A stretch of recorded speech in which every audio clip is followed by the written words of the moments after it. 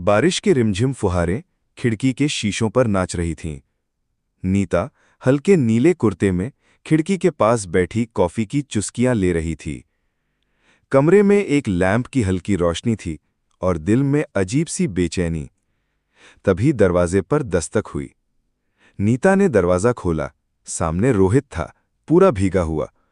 तुम इस वक्त? नीता चौंक गई। बस तुम्हें देखना था, रोहित ने धीमे से कहा। भीग जाओगे, ठंड लग जाएगी, अंदर आ जाओ, नीता ने कहा। रोहित कमरे में आया।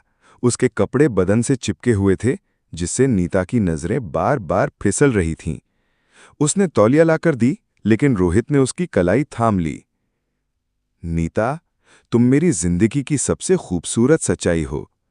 उसकी आवाज में गहराई थी। नीता की आंखों में नमी सी उतर आई। रोहित ने उसकी आंखों में देखा और उसका चेहरा अपने हाथों में थाम लिया। उनके बीच का फासला जैसे धीरे धीरे पिघल रहा था। नीता का दिल जोर से धड़कने लगा। उसकी सांसें गर्म हो चुकी थीं।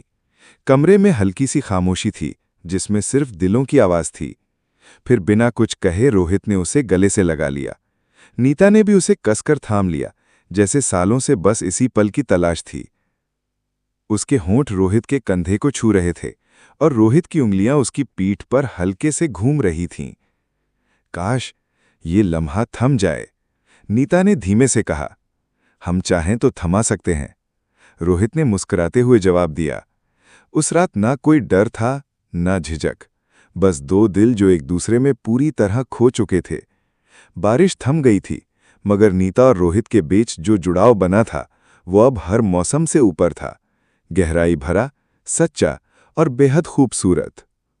रोहित और नीता जब दोनों मिलते हैं तो दोनों बैठकर प्यार भरी बातें करते हैं, एक दूसरे को समय देते हैं। रोहित और नीति की कहानी पुरानी तो थी ही, गहरी और सच्ची लव स्टोरी थी। दोबारा मिलन, बारिश में भीगना, चाय की चुस्की लेना, साथ बीते वो पल। बचपन का प्यार हमेशा याद रहते हैं, वो कभी भूल ही नहीं सकते। एक कहावत है, ये कहा गया है, लिखा हुआ है कि जोड़े बनाए जाते हैं। हर आदमी का कहीं ना कहीं कोई ना कोई साथी इस दुनिया में है, और जब वो मिलते हैं तो बारिश होती है।